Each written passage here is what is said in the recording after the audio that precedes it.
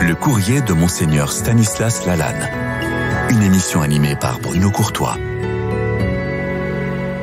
Bonjour Monseigneur Lalanne, Bonjour. Merci de nous partager ce courrier, ces nombreuses lettres que vous recevez au diocèse de Pontoise.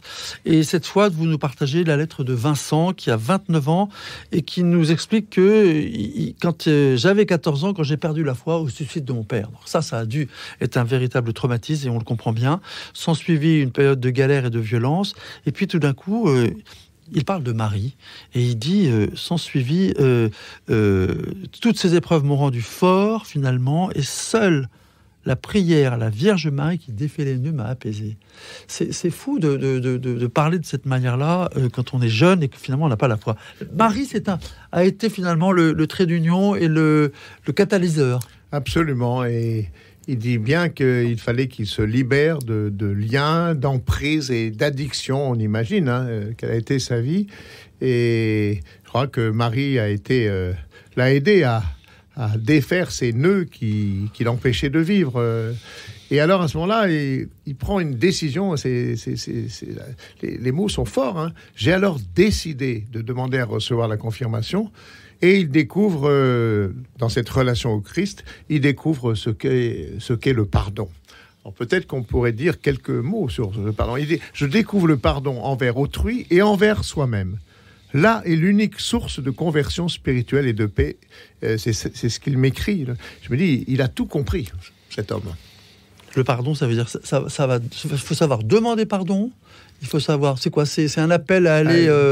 vous nous appelez à aller au confessionnal ? Demander pardon, c'est pas facile. Recevoir le pardon, c'est pas toujours facile non plus. C'est accepter de se recevoir d'un autre. Il y a souvent une confusion, à mon sens, entre oubli et pardon, comme si on pouvait oublier des choses qu'on a vécues, des actes graves qu'on a commis ou dont on a été on a eu des épreuves. C'est pas l'oubli, on n'efface pas le passé. J'aime bien dire que pardonner, c'est comme enjamber la faute. C'est le Seigneur qui me dit... tu as péché, tu as commis des choses graves, mais mon amour pour toi est plus grand que ta faute. C'est difficile de demander pardon, Monseigneur Lalanne. C'est difficile de demander pardon. C'est accepter sa vulnérabilité, sa fragilité. C'est accepter de se... qu'il y a plus grand que soi. Dans des lettres, souvent, des jeunes, particulièrement des jeunes, on leur demande de se confesser, et ils ont peur, ils ne veulent pas. Et après, ils me disent, finalement, j'ai passé le cap. Et j'ai découvert... c'est une satisfaction en tant que une prêtre. Une libération, j'ai découvert une paix.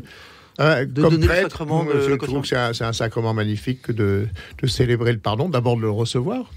Quelquefois, des jeunes me disent, mais alors vous aussi, vous confessez ? Bien sûr qu'un évêque se confesse ses péchés. Mais on confesse d'abord la miséricorde du Seigneur, et c'est en confessant l'amour du Seigneur qu'on peut reconnaître paisiblement qu'on n'est pas à la hauteur pas à hauteur d'évangile. Merci Monseigneur Lalanne, on va donner votre adresse pour que les jeunes viennent se confesser. En tout cas, demander le sacrement du pardon.